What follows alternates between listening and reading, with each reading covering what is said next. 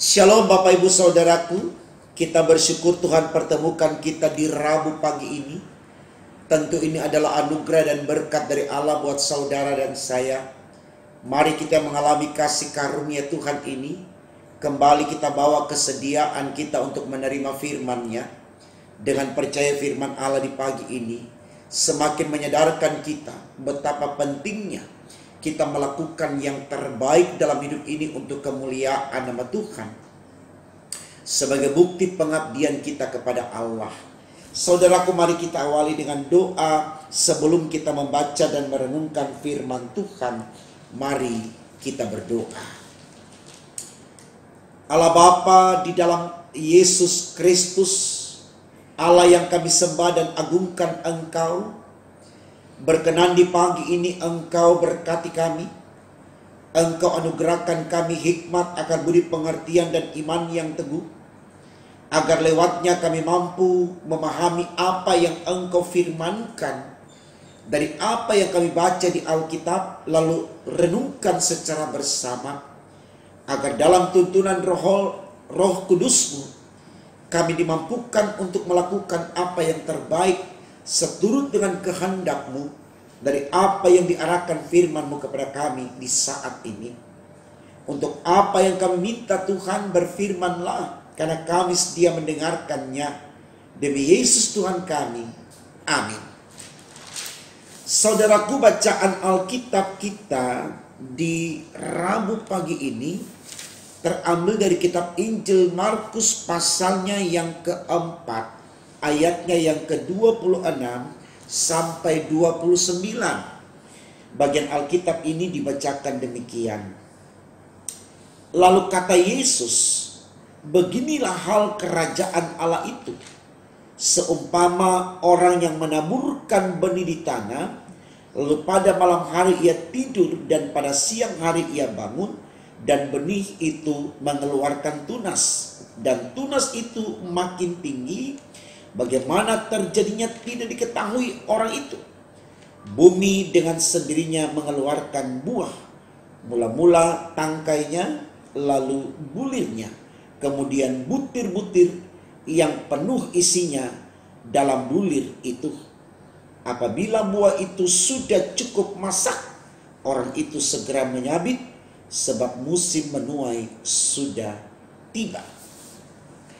Saudaraku, tema renungan kita di Rabu pagi ini dituliskan demikian dalam Sabda Bina Umat. Firman yang ditabur sudahkah bertumbuh? Ya. Saudaraku, renungan kita yang kemarin di awal khotbah, kalau Bapak Ibu masih ingat, ya, saya katakan bahwa tema yang kemarin itu sangat menggelitik kita, ya. Karena dikatakan di tema khotbah yang kemarin, kalau bertelinga atau kalau kita punya telinga, hendaklah mendengar. Ya, mendengar di sini tentu mau diartikan kalau kita sudah dengar firman, tidak ada alasan bagi kita untuk membantahnya. Kita harus mengikuti, ya. Nah, sementara saudaraku, terlalu sering firman yang kita dengar karena kita punya telinga itu tidak mengenakkan kita. Bisa dibilang menyinggung keadaan kita sehingga kita menolak firman itu. Dan terkadang saya dan saudara ada di konteks itu.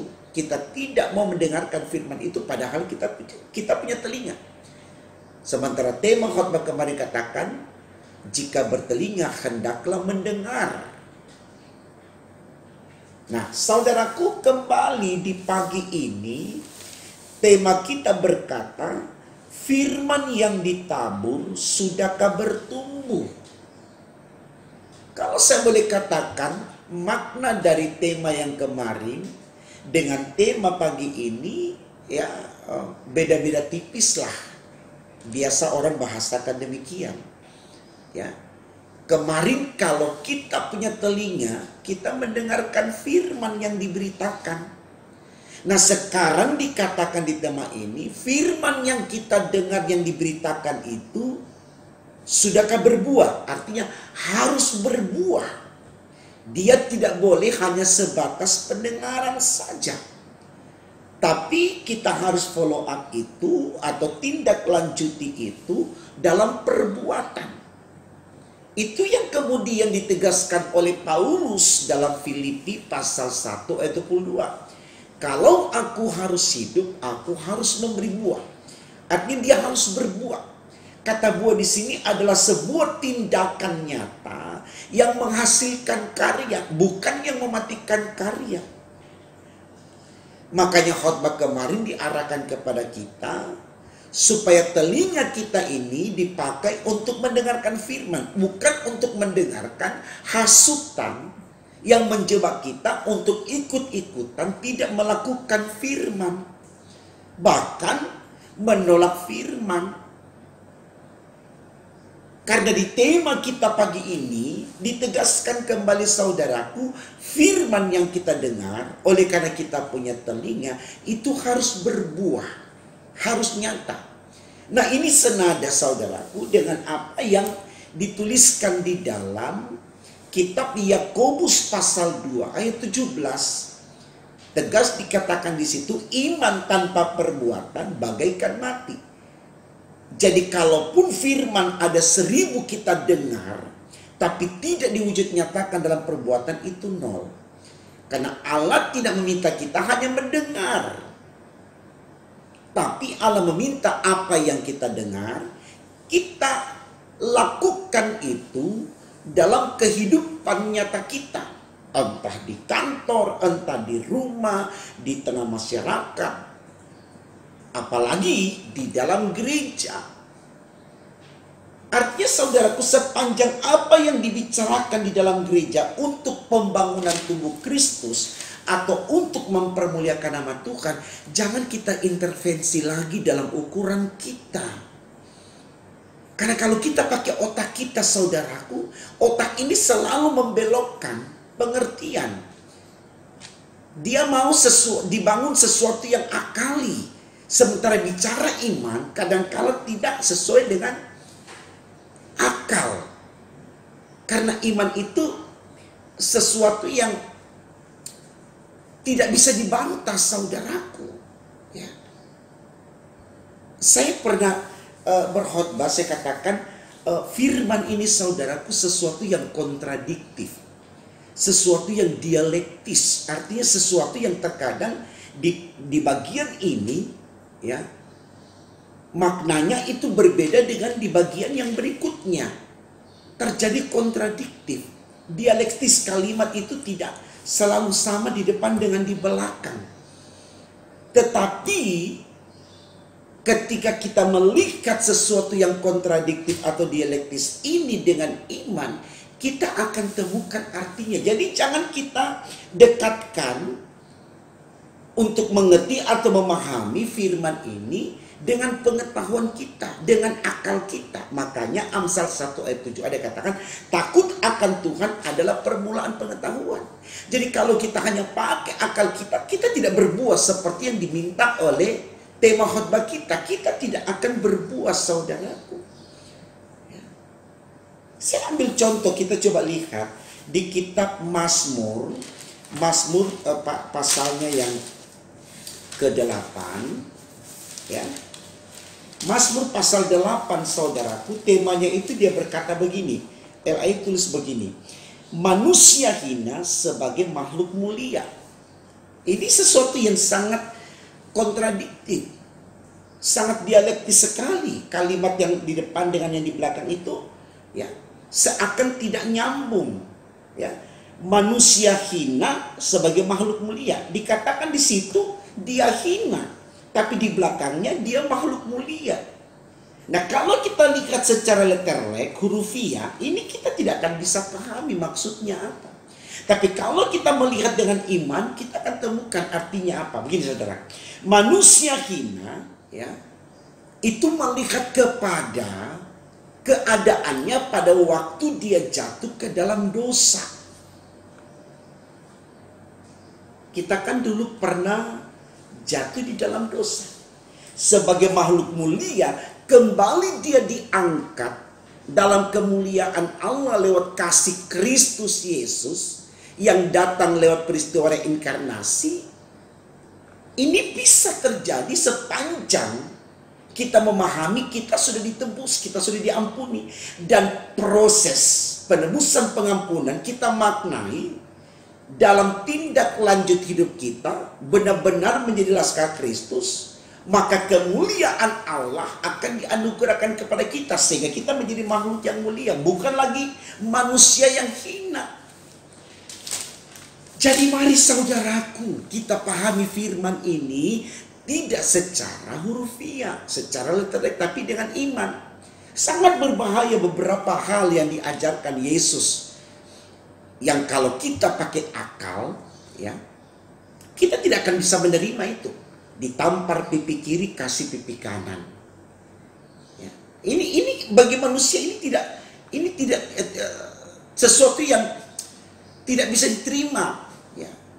Tapi kalau kita pahami dengan iman di sini adalah, ya, bagaimana kita melihat kekejaman orang atas kita tidak dibalas dengan kejam, gitu loh. Karena pembalasan yang terus berulang dan berulang tidak akan berdampak baik, kita sendiri akan resah. 1 Petrus 3 ayat 9 dikatakan dengan tegas, jangan membalas kejahatan dengan kejahatan atau caci maki dengan caci maki, tapi hendaklah engkau memberkati. Makanya saudaraku, kalau ada yang caci maki saya cuma berdoa saja. Karena yang saya lakukan dalam pekerjaan ini adalah pekerjaan Tuhan, bukan pekerjaan saya. Tuhan yang menentukan dalam pelayanan ini. Jadi saya tidak terlalu peduli dengan orang yang mencaci maki, saya serahkan kepada Tuhan. Mereka juga milik Tuhan.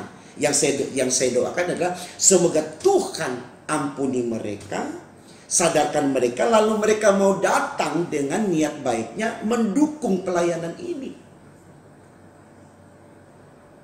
Ini yang harus terjadi saudaraku, daripada kita saling membalas. Misalkan kita dicaci maki di WA, kita balas dengan caci maki di WA.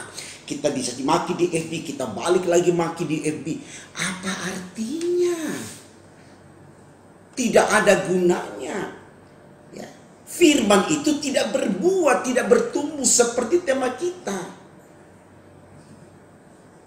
Dia bertumbuh berbuah kalau kita sikapi dengan tenang. Ya, terkadang juga sakitnya di sini loh Bapak Ibu. Kalau kita difitnah, kita dicaci maki, kita dihina, sakit. Tapi kadang-kala kita berpikir begini, kita simpan di sini kita yang tidak enak. Orang yang caci maki kita enak saja tidur, enak saja makan. Orang dia tinggal ngomong kok. Tapi kita yang dengar sakit di sini. Tapi sebenarnya kita berpikir, untuk apa kita dengar? Biarkan saja. Sepanjang dia masih gemar melakukan itu, biarkan saja. Sampai dia capek sendiri, ya mudah-mudahan sebelum dia capek sendiri sadar gitu ya, supaya diberkati Tuhan. Ya. Jadi khotbah kita kemarin dengan khotbah kita hari ini saudaraku mau mengajarkan kepada kita untuk memaknai hidup ini bukan dalam ukuran dan kepentingan kita, tapi dalam kehendak Allah. Coba kita lihat istrinya Ayub. Dia terjebak dengan akalnya dia. Ya. Dia memahami penderitaan Ayub lewat kekuatan intelektualnya. Makanya dia ajak suaminya yaitu Ayub, kutuki Tuhanmu. Ini Tuhan yang tidak benar. Masakan engkau yang saleh, engkau yang taat beribadah, engkau yang sangat baik kepada pegawai-pegawaimu. Tapi lihat apa yang Tuhan buat. Engkau menjadi miskin dan sangat miskin. Engkau yang terhormat menjadi sangat tidak terhormat. Engkau yang memiliki tubuh yang bersih, sekarang diubah menjadi badan yang penuh borok, luka bernanah dari batok kepala sampai telapak kaki. Ini nggak masuk akal istrinya Ayub. Makanya dia ajak Ayub untuk, ayo deh kutuki Tuhanmu. Cari Tuhan yang lain. Itu kita bisa baca dalam kitab Ayub pasal 2 ayat 9. Tapi di ayat 10, Ayub katakan dengan tegas kepada istrinya, engkau berbicara seperti perempuan gila. Dan kalimat selanjutnya dia katakan, apakah kita hanya mau menerima yang baik dari Allah tapi yang buruk tidak? Artinya gini saudaraku, sesuatu yang tidak sesuai dengan keinginan kita, tapi itu menjadi kepentingan bersama, baik dalam komunitas bangsa, negara, ataupun gereja, ataupun keluarga, kita harus welcome, kita harus terima. Karena kita dah ada di komunitas yang majemuk itu bukan berbicara untuk diri kita, tapi untuk kepentingan orang banyak dan tentunya untuk kemuliaan nama Tuhan. Ya. Di sini saudaraku dalam bacaan kita dijelaskan, orang yang menabur benih dia tidak tahu kapan benih itu tumbuh, punya akar, punya batang, punya daun, punya buah. Semua Tuhan yang buat. Bagi dia, dia hanya menanam. Tuhan yang menumbuhkan dan memberi buah. Dan ketika dia sudah menikmati buahnya, disitulah dia juga harus berbuah. Karena dia tahu Allah menyatakan kebaikan itu kepadanya bukan hanya untuk dia nikmati, tapi dia refleksikan dalam kehidupannya dari waktu ke waktu. Ini baik saudaraku, karena tidak sedikit orang karena egonya hanya mau didengarkan keinginannya saja. Dan akhirnya yang terjadi, dia lari dari persekutuan, dia menjadi orang yang mengadu domba. Jangan kita bangga untuk hal itu saudaraku. Ini firman yang disampaikan ya, sesuai dengan tema kita. Sudahkah kita berbuah ketika kita mendengarkan firman? Jadi jangan mau dihasut dan jangan mau menghasut. Karena tugas kita hanya berbuah. Itu Paulus katakan dalam Filipi 1 ayat 22. Kalau aku harus hidup, aku harus memberi buah. Ini penegasan dari firman yang harus kita teladani saudaraku. Memang tidak enak untuk menjadi orang yang selalu care, menjadi orang yang selalu peduli, menjadi orang yang selalu menerima setiap kebijakan dari orang banyak. Tapi itulah realitas yang harus ya, kita hadapi dan kita terima. Karena kita hidup bukan untuk diri kita sendiri. Jadi mari saudaraku, kita doakan orang-orang yang suka menjudge kita, menvonis kita, mengklaim kita menurut ukuran mereka. Jangan kita benci mereka. Artinya jangan kita membalas kejahatan dengan mereka. Lakukan terus apa yang menjadi tugas saudara. Karena yang Tuhan minta dalam hidup ini, kita berbuah. Bukan kita matikan karya kita hanya karena cacian dan makian. Sepanjang masih ada yang dukung kita, bangun secara bersama dengan orang-orang yang mendukung kita. Kita yakin Tuhan yang akan menyempurnakan pekerjaan kita. Tuhan yang akan memperlengkapi kita.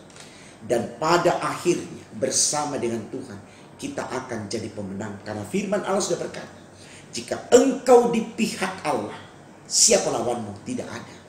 Sekuat apa dia mencaci maki saudara, sekuat apa dia merancangkan kejahatan kepada saudara untuk menjatuhkan saudara, kalau saudara di pihak Tuhan, jangan pernah takut. Karena tidak ada satu kekuatan di dunia ini yang bisa mengalahkan Tuhan. Firman Tuhan sudah katakan, semakin engkau ditekan, semakin engkau merambat. Karena apa? Karena Tuhan kita, Tuhan yang Immanuel, Tuhan yang Alfa dan Omega, yang akan memperkenankan kita untuk berbuah. Seperti yang diarahkan di tema khotbah kita. Kita yang sudah mendengarkan firman, bertumbuhlah dalam firman. Dan beri buah seperti yang Tuhan inginkan. Selamat membuktikan saudaraku. Tuhan Yesus memberkati saudara dan firman-Nya. Amin.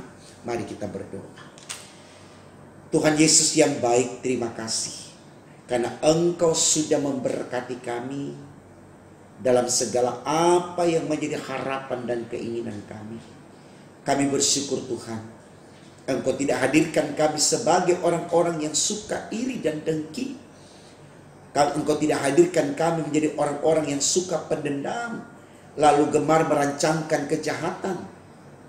Tapi kami menjadi orang-orang yang ikhlas untuk dihina, ikhlas untuk dikhianati, ikhlas untuk dicemarkan namanya. Karena kami tahu Tuhan yang akan menjadi pembela kami. Kami mau berjalan dalam kekuatan-Mu, dalam kuasa-Mu, dengan percaya bersama dengan Tuhan. Kami akan mampu menyatakan eksistensi kami dengan baik, sebagaimana yang Tuhan inginkan dari waktu ke waktu, demi untuk kemuliaan nama-Mu. Di dalam nama Tuhan Yesus, kami sudah berdoa kepada Bapa di sorga. Haleluya, puji Tuhan. Amin.